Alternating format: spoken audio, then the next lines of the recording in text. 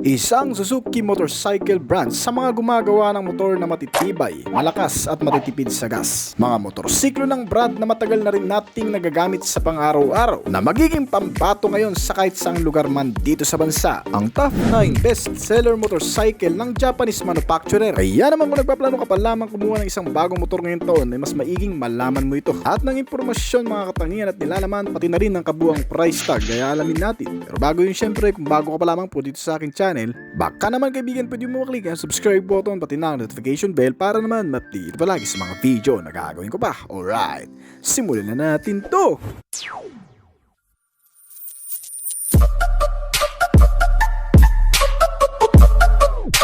Number 1, Suzuki Smash 115 Fi.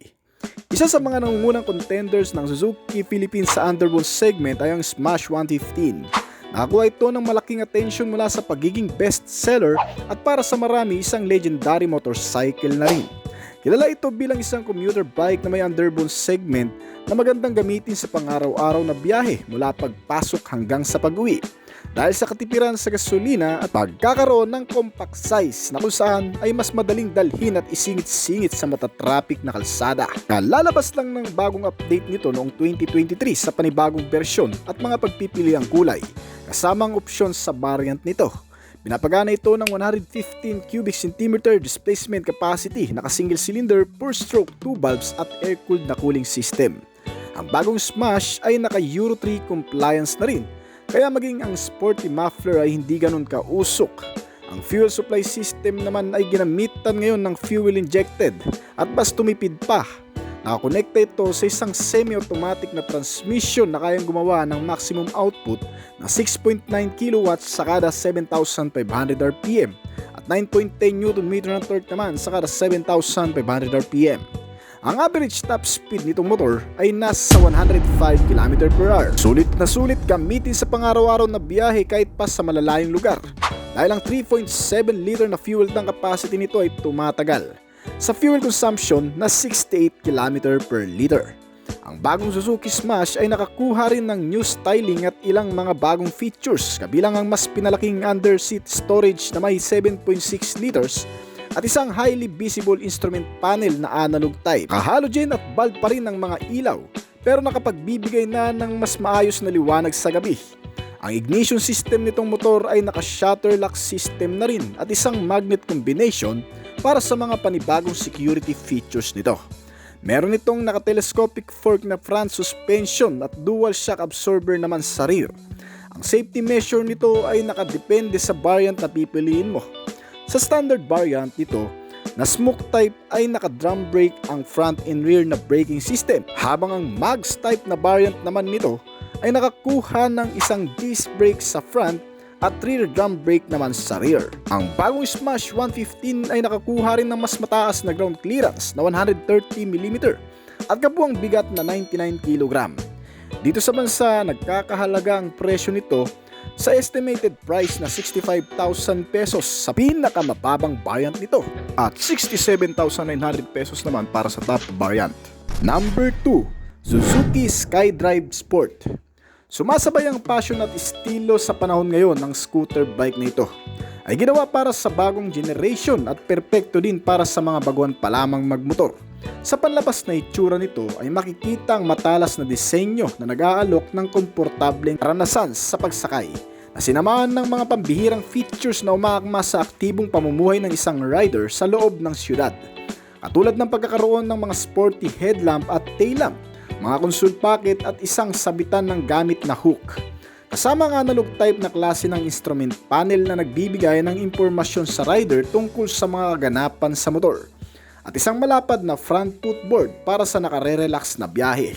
Pinapagana itong motor ng 115 cubic centimeter displacement capacity, naka single cylinder, 4-stroke single overhead camshaft at 2 valves na makina na may air-cooled type na cooling system at isang fuel injected type na fuel supply system. Nakakonekta ito sa isang CVT type na transmission na handang gumawa ng 8.9 horsepower sa kada 8,000 RPM at 8.5 Nm ng torque naman sa kada 6,000 RPM. Ang average na top speed na nagagawa nitong motor ay umaabot ng 105 km/h, habang ang fuel tank capacity naman ito na 3.6 liter ay malayo-layo na rin ang mararating gamit ang sistema sa makina na kung saan ay tumutulong para mas maging matipid ang scooter bike sa pamamagitan ng pinagsama-samang mga elemento sa makina nito. Kaya ang average fuel consumption na nagagawa nito ay umaabot ng hanggang sa 60 km per liter. Meron din itong matitibay na suspensions at brakes para sa mga pagpapaandar sa ibabaw ng kalsada, gamit ang naka-telescopic fork na front suspension nito at isang single-sided shock absorber sa rear, pati na ang naka-disc type na front brake at mga naka-tubeless tires na gulong nito ay mas binabalanse ng maayos ang bawat biyahe sa araw-araw sa pagiging reliable ng mga ito. May kabuang timbang itong motor na 93 kg at may seating height na 740 mm. Ang estimated price sa bansa ay umaabot ng 71,900 pesos. Number 3. Suzuki Raider J Crossover. Binuo mula sa signature manufacturing engineering ng Suzuki itong Raider J Crossover na siyang ibinibida ng brand upang magsilbing kasangga hindi lang sa city ride, long ride kundi pati maging sa mga adventure ride. Ang rough road rider na ito ay handang sumabak sa kahit anong klase ng daanan o kahit saang mga adventure na tatahakin. Dahil ang motor na ito ay siyang nagpupuno sa mga kakulangan ng ibang mga dual sport bike dito sa bansa. At kung sawa ka na sa spalto at napaka-traffic na lugar, gamit ang motor na ito ay makakarating ka sa kung saan mo man naisin o kahit saang mga terrain. Bitbit ang DNA ng Suzuki Raider Breeds na mayroong kakayahang pakisamahan ng anumang klase ng lupain, mula syudad papasok ng bulubundukin.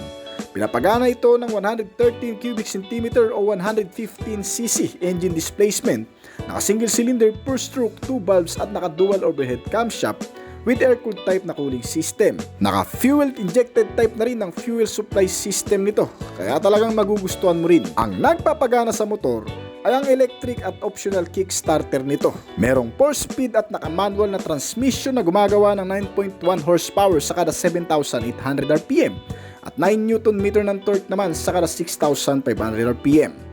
Ang motorsiklong ito ay may matatag ding underbone type body, dala ang ibang mga nababagay na features gaya ng mahabang front fender na pamprotekta sa anumang putik na tatalsik direkta sa rider.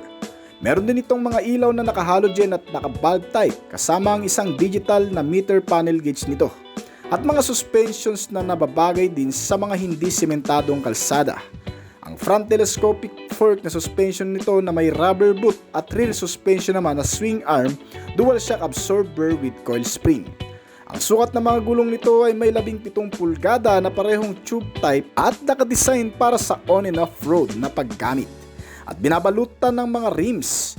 Pagdating sa safety measure, meron itong naka-disc brake sa front at rear drum brake naman sa rear, kasama ang iba pang bahagi ng mga security sense gaya ng engine check warning, pass switch with shutter lock key system sa ignition nito. Tumitimbang itong motor ng 97 kg at may ground clearance na 156 mm. Ang seating height nito ay nasa 775 mm at may estimated price dito sa bansa na 69,900 pesos. Number 4. Suzuki SkyDrive Crossover. Isang panibagong uri ng SkyDrive scooter ng Suzuki na hindi lang para sa mga sementadong kalsada kundi pati sa mga lupain o kahit mababato. Nag-aalok ng makabago at matipid aspect sa makina at ilang mga features na nakatutulong sa maayos at maginhawang pagsakay. Ang motorsiklong ito ay para sa mga nag-aaral pa lamang o kahit sa mga professional ng rider. Isang automatic dual-purpose bike na compact sa lightweight motorcycle scooter na perpekto para sa mga baguhan at mahihilig sa mga adventure ride at nahihirapang dalhin ang Raider J Crossover bilang pangalawang opsyon nito. Ginawa ito ng Suzuki para sa mga mas prepare ang automatic scooter gamit sa mga hindi sementadong lugar. Ang Suzuki SkyDrive Crossover ang bagay sa iyo. Ito ay pinapagana ng 113 cubic centimeter o 115 displacement capacity na naka single cylinder per stroke single overhead camshaft, 2 valves at air-cooled type na cooling system. Naka fuel injected type na rin ang fuel system na kumukonsumo naman ng 60 to 62 km per liter. May fuel tank capacity ito na 3.6 liters at may automatic transmission na CVT na gumagawa ng 8.9 horsepower sa kada 8,000 RPM at 8.7 Nm ng torque sa kada 9,000 RPM. Ang average top speed nito ay umaabot ng 105 to 110 km/h. Meron itong mga features na magagamit din sa pang-araw-araw na biyahe, gaya ng pagkakaroon ng underseat storage na 4.5 liters, mga console pocket at isang retractable hook. Kasama rin sa mga nagpapaganda dito sa motor ay ang naka-LED type na headlamp nito na mas naging visible sa gabi. At mga chassis and suspension, naked handlebar at isang digital instrument meter panel gauge nito. Meron itong braking system sa front na naka-disc brake habang drum brake naman sa rear. Ang mga naka-tubeless tires na gulong nito ay pang off-road din, kaya mas makapit kahit sa mga madudulas na bahagi. May seating height ito na 740mm at tumitimbang ng 94 kg. Nagkakahalaga ang kabuuang presyo nito sa 73,900 pesos dito sa bansa. Number 5. Suzuki Raider R150. Ipinagmamalaki ng Suzuki Motorcycle Philippines ang Raider R150 underbone motorcycle bilang isang hari ng commuter bike segment sa larangan ng pabilisan at di matatawarang lakas. Ito ay isa ring very popular na pinakamabentang motorsiklo sa kasaysayan. Nagdala ito ng 1,500 units sold sa taong kung saan ito unang inilabas. Tumikat ang motor hindi lamang sa pagiging mabilis nito kundi pati sa pagkakaroon ng kaakit-akit na forma at katangian, lalo na sa mga rider na sumasabak sa mabilisang biyahe at karera ng motor racing. Ang two-wheeler bike na ito ay nagkaroon din ng mga kapatid o bersyon na kung saan ipinamahagi ang DNA ng pagiging malakas at ilan sa mga signature design, mala sporty segment kumbaga. Ang mga small brother na si Raider J115 at Suzuki Raider 125. Nakalaunan ay tinigil din. Kaya naman sa pag-usbong palalo ng teknolohiya ay mas pinaigting ng Japanese manufacturer brand ang pagpapalago sa motor na ito. Ginawang mas kaakit-akit sa mata ng marami dahil sa ilang mga bagong specs, design at features na naidagdag sa pagkakataong ito. Ang paglabas ng Suzuki Raider 150 Fi version na kapatid nito. Ayan naman nagkaroon ng opsyon o dalawang klase itong Raider R150. Isang naka-Fi version at itong naka-carb type pa. Bagamat madalang na lamang ang stock nito sa kada kasa dahil sa patuloy pa rin tinatangkilik at itinataas ang standard sa emission ng motor, ang motor na ito ay hindi pa rin nawawala sa listahan ng pinakamabilis na 150cc sa bansa. Pinapagana ito ng 148 cubic centimeter displacement capacity, naka-single cylinder, 4-stroke at dual overhead camshaft with 4 valves. At may fuel supply na carburetor pa. Bagamat ganun ay hindi naging hadlang sa marami para mas maging mabenta pa rin sa panlasa. Meron din itong transmission na manual at naka 6-speed na gumagawa ng 15.4 horsepower sa kada 9,500 RPM. At 12.4 Nm ng torque naman sa kada 8,500 RPM. Ang average top speed nitong motor ay naitala sa 130 km/h. Pero depende yan sa mga magdadala. Mas malaki din sa Fi version nito ang fuel tank na may 4.9 liters at kayang umubos ng 1 litro sa loob ng 49 km hanggang sa 52 km. Itong motor ay may mga ilaw na naka-valve type pa mula sa harap at likurang bahagi. Ginamitan din ng mga subok ng suspensions kahit sa malulubak na kondisyon. Naka-telescopic fork sa front habang swing arm, monoshock absorber naman sa rear. Ang mga brakes nito ay pareho ring naka-disc type, kaya ang stopping force ay maaasahan na rin. Simple lang ang mga features na naka-analog type pa rin ang instrument panel at manipis na body figure. May kabuo ang sukat ang gulong sa front na 70x90R17 at rear tire size na 80x90R17. Ang seating height nito ay nasa 764mm at may ground clearance size na 140mm. Tumitimbang ng 106 kg at nagkakahalaga sa bansa ng 106,900 pesos. Number 6. Suzuki Raider R150 Fi. Sinasabi ng Suzuki Motorcycle Philippines na ang Raider R150 Fi ang pinakamalakas na 150cc na motorsiklo sa bansa. Minana ang power output at ilang mga specs ng makina mula sa mga teknolohiyang binuo ng brand para sa mga bike nito na inilalaban sa MotoGP. o yung mga pangkarerang motor. Ang bersyon na ito ng Underbone King ay inilabas ng Japanese manufacturer dahil sa malakas na bentahe nito sa masa noong 2019 at pinapagana ng isang fuel-injected type na engine na may displacement capacity na 148cc, single cylinder, per stroke at dual overhead camshaft na makina. Ang cooling system nito ay liquid cooled na maliban dyan, ito ay may pinakamalakas ding maximum output na nagagawa sa pamamagitan ng 6-speed manual transmission nito. Ay gumagawa ng 18.2 horsepower sa kada 10,000 RPM at 13.8 Nm ng torque naman sa kada 8,500 RPM. Ang bilis nitong motor ay talagang kinabiliban ng marami na may average top speed na 135 km/h. Kaya magpahanggang ngayon ito pa rin ang pinaka-best seller na motorsiklong manual ng Suzuki. Maliban dyan, ito rin ang pinakamagandang gamitin kung mas gusto mo ng manual motor. Yung tipong sulit at napaka-reliable. Manipis ang body at madaling dalhin. May katipiran din sa fuel consumption. Katunayan nga ang 4 liters na fuel tank nito ay kumukonsumo ng 50 km o mas higit pa sa 1 litro ng gasolina. Bukod pa dyan, itong motorsiklo ay ginamitan din ng matitibay na suspensions, naka-telescopic fork sa front at center monoshock absorber naman sa rear. Ang bawat sukat ng mga gulong nito sa front ay may 70/90 or 17, habang ang rear tire size naman nito ay 80/90 or 17 at naka-tubeless tires na rin. Para naman sa safety measure, ang mga brakes nito ay parehong naka-disc sa front and rear. Kasama sa mga features din nitong motor ang mga ilaw na nagbibigay liwanag para sa madidilim na kondisyon at maging sa mga kasabayan na rin. Ang headlamp nito na LED type ay sinamahan ng mga turn signal lamps, tail lamp na naka-bulb type. Meron din itong digital na instrument meter panel na nagbibigay impormasyon sa driver habang ginagamit ang motor. Meron itong ilaw para kahit sa araw at gabi ay makikita pa rin ang mga notification sign na lumalabas dito. Pagdating naman sa ignition system, may shutter lock na rin ito for security. Kasamang engine check warning na nagpapaalala sa kalagayan ng makina kung dapat na bang dalhin sa service center. May starting procedure na kick and electric at may kabuuang sukat ito pagdating sa seat height na 765mm. Ang ground clearance nito ay 150mm at may kabuuang bigat na 109 kg. Nagkakahalaga ang kabuuang presyo nito ng 119,900 pesos dito sa bansa. Number 7. Suzuki Avenis 125. Isa sa mga bagong motorsiklo ng Suzuki dito sa bansa itong Avenis. May panalong features at naibang pormahan. Inilabas ito sa bansa noong 2022 sa 4 na klase ng kulay na pagpipilian. Sa mga hindi nakakalam, isang Suzuki motorcycle brand sa mga hinahangaan pagdating sa paggawa ng mga transportasyon gaya ng motorsiklo na kung saan ang tibay at ang katipiran ang mas tinututukan.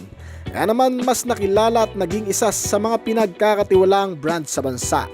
At gaya nitong Suzuki Avenis, nilagyan ng modelo ng reliable specs and features gaya ng magandang klase ng makina na nilagyan din ng SEP technology o Suzuki Eco Performance na tumutulong para sa mas maayos na arangkada at mas matipid na konsumo ng gasolina.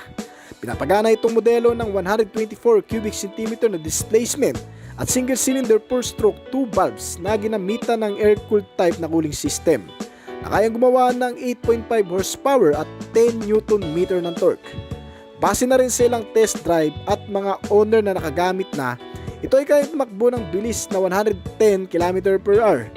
Fuel tank capacity naman nito ay 5.2 liters. Ay malayo-layo na rin naman ang mararating mo gamit itong motor. Sa average fuel consumption na 45 km per liter. Magandang makina kasama ang matitibay na suspensions na inilagay. Isang telescopic fork para sa harap at single na shock absorber naman para sa likurang bahagi. Ang kabuuang mga detalye nito ay sinamahan din ng mga convenient features gaya ng mas maluwag na underseat storage. May console packet at kasamang USB port charging system. Mas pinapanatili namang visibility kahit sa madidilim sa pamamagitan ng mga naglalakihang mga ilaw nito sa harap at likod na mga naka-LED type. Ang braking system ay sinamahan din ng naka-disc brake sa harap at drum brake naman sa likuran para sa mas makapit na pagtupreno.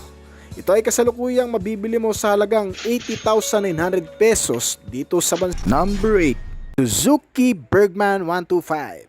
Ang pagpasok ni Suzuki sa kategorya ng maxi scooter ng mga motorsiklo sa Pilipinas ay isa sa mga pinakaabot kayang opsyon para sa Pilipinong mamimili at naghahanap ng budget-friendly na motor na maxi type category. Ang Suzuki Bergman Street ang isa sa mga pambato nila mula sa makasaysayang pangalan ng Bergman. Ang Bergman Street ay isang bagong scooter mula sa Suzuki stable na may tagline na maxi scooter na kayang-kaya mo.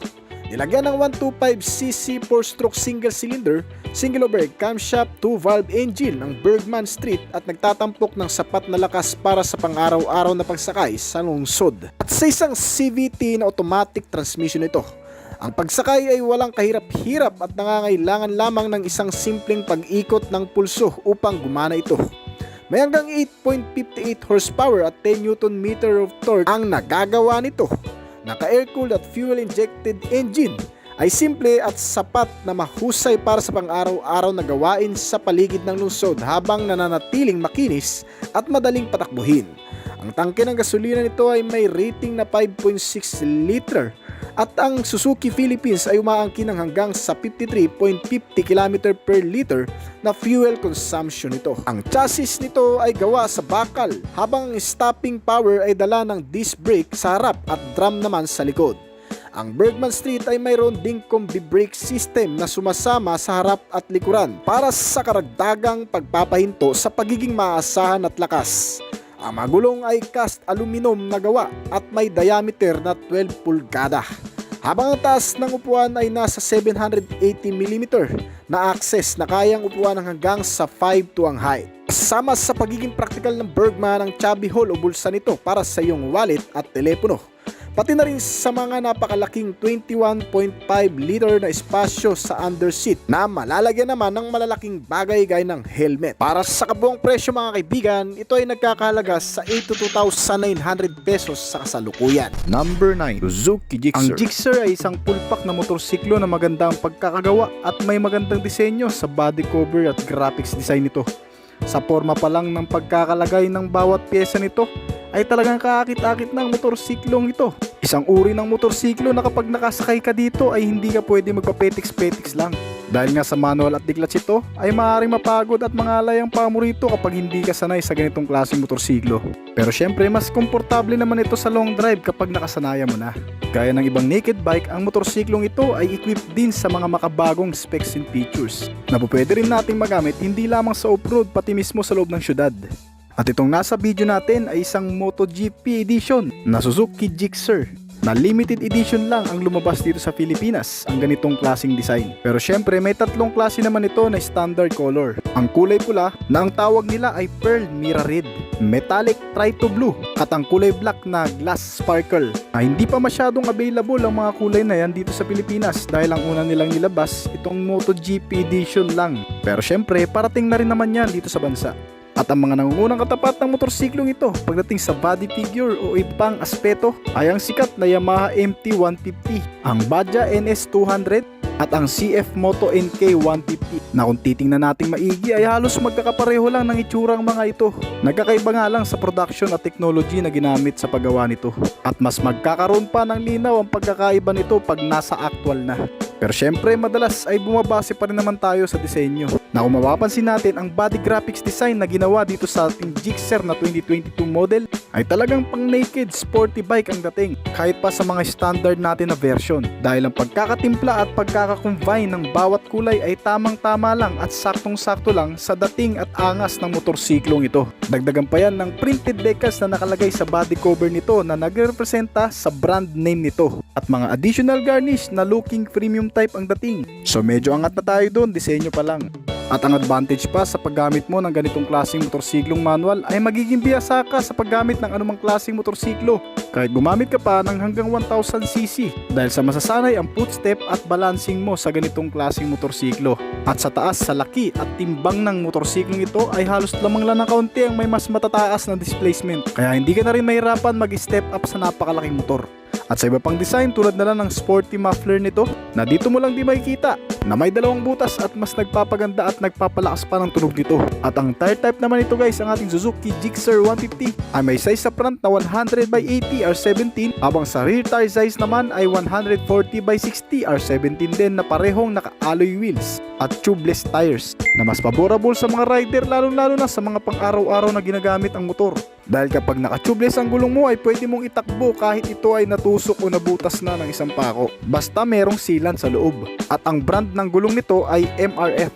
Kung nahihinaan ka pa ay pwede mo rin naman palitan ng mas mataas pa na brand dito. At para naman sa features guys, ang motorsiklong ito ay may digital instrumental panel na makikita mo ang gear indicator, fuel gauge, speedometer, trip meter, odometer at ang tachometer. At mga indication at notification na lumalabas lamang sa mga switch function at sa iba pang concern ng motorsiklong ito tulad ng engine check. At bukod pa dyan sa features na yan, ang headlight at taillight natin ay pareho ng naka-LED type. Na kung mapapansin naman natin ang disenyo ng headlight nito ay talagang upgraded na rin sa makabagong features, dahil kung mapapansin naman natin ay ibang-iba na ang itsura nito ngayon. Kasama ang disenyo ng taillight na talagang mas magiging visible lalong-lalo na sa gabi. Pero yung ibang ilaw nito tulad ng signal light at indicator light ay parehong naka-bulb type pa. Medyo tinipid pa tayo ng konti doon pero ayos na rin naman. Hindi rin naman basta-basta napupunde yung mga bulb type na yan. At napakamura na rin naman yan kapag binili natin sa labas lang. Kaya okay na rin naman kasi at least naka-LED ang headlight at taillight nito. At sa safety and security natin, meron na rin itong kasamang passing light switch. At sa engine starting option naman ay naka-push start electric pa rin na wala namang kicker. So yun lang, pero ayos lang din naman kasi namomonitor naman ang battery voltmeter nito sa mismong panel meter gauge. At isa pa, okay na rin siguro sa isang banda na walang kicker ito dahil mas natututo tayong i-monitor ng maayos ang lahat ng kinukonsumo ng motorsiklong ito. At napakatagal pa naman siguro mangyari yung tipong magtutulak ka sa kalsada na tumirik ang motorsiklo mo dahil sa nalobat ang battery. Wag naman sana. Alright, at pagdating naman sa fuel tank capacity nito, ang motorsiklong ito ay mayroong 12 liters. Hayay sa mga naglo-long drive dyan, lalo na sa mga probinsya na walang masyadong nakikitang mga gasoline station na pwedeng pagasan. Dahil sa 12 liters, aabot na rin siguro ng Manila to Bicol to. At pag nalaman nyo pa ang fuel consumption nito na talagang sobrang tipid, na nakakakonsumo lang naman din ng 40 km to 45 km per 1 liter, ay talagang aabot nga ang 12 liters mo mula Manila hanggang Bicol. Sulit na sulit ang biyahe, walang hintuan at napaka-relax pa dahil sa napakagaang din naman itong dalhin. At para naman sa ating engine specs, syempre meron itong 154 cubic centimeter na naka-air-cooled at fuel injection at single overhead camshaft na ang motorsiklong ito na may BS6 compliance at 5-speed na manual transmission. At kung sa Honda ay may tinatawag tayong ESP Plus at sa Yamaha naman ay Blue Core Technology, at dito na naman sa Suzuki brand ay may tinatawag tayong SEP o yung Suzuki Eco Performance na tumutulong sa motorsiklo na mapalakas palalo ang makina at mapatipid ang consumption ng gasoline. At ang maximum power naman nito ay 13.9 horsepower sa kada 8,000 revolution per minute, habang ang maximum torque naman nito ay 14 Nm sa kada 6,000 revolution per minute na may bore and stroke na ang size ay 56mm by 62.9mm. At ano naman ang natutulong ng bore stroke? Ang bore stroke ay ang gumagawa ng RPM. Kung malaki ang size ng bore stroke ay mas maraming RPM ang magagawa nito. Since nasa 56mm by 62.9mm ang size ng ating bore and stroke, ay mas marami talagang RPM ang magagawa ng motorsiklong ito. Kaya naman pala talagang sinasali rin sa mga competition ang motorsiklong ito na pang sporty din naman talaga ang dating. Dahil according din naman sa engine specs, numbers and size ay talagang may ibubuga nga ang motorsiklong ito pagdating sa bilis. At ang average top speed nga pala ng motorsiklong ito ay 115 km per hour. Talagang upgraded to guys. At pagdating naman sa ating dimension and capacity, syempre pwede rin naman dalawang tao nakasakay dito. Lalong-lalo na sa napaka-komportabling seat nito sa driver side at sa naka-elevated na passenger side na parang naka-attack position ka na rin kapag nakaupo. At sa length naman nito o haba niya ay nasa 2,050mm o halos 2 meter stick. At pagdating naman sa lapad nito ay 785mm. At sa taas naman ng motorsiklong ito ay nasa 1,030mm o halos 1 meter stick na nakatayo. Sa seating height naman natin ay nasa 780mm na kayang-kayang itayo ng hanggang 5'3" flat. At may ground clearance na 160mm. Pwede rin talaga itong motorsiklong ito sa mga matutubig na lugar tulad dito sa Pilipinas. Huwag nga lang palulubugin sa baha kasama ang buong katawan dahil delikado na rin sa motorsiklong ito, lalo na naka-fuel injection na to. At ang wheelbase naman ito ay 1,330mm na napaka-wide din naman talaga ng gulong nito. Isa sa nagpapadagdag sa bilis nito. At ang curb weight naman nito ay 141 kg. Medyo may kabigatan nga lang ang motorsiklong ito pero napakagaan naman kapag umaandar na, lalo na kapag nasa pagitan ka na ng 40 to 60 km ay hindi mo na masyadong mararamdaman ang bigat ng motorsiklong ito dahil napakagaang i-steers at napakagaang ding i-banking. Panalo to guys, lalo na sa mga marilaki at sa mga bitukan ng manok. Alright, at para naman sa ating suspension guys, ang front suspension nito ay parehong naka-telescopic fork habang ang rear suspension naman nito ay naka-swing arm na naka-mono center shock lang.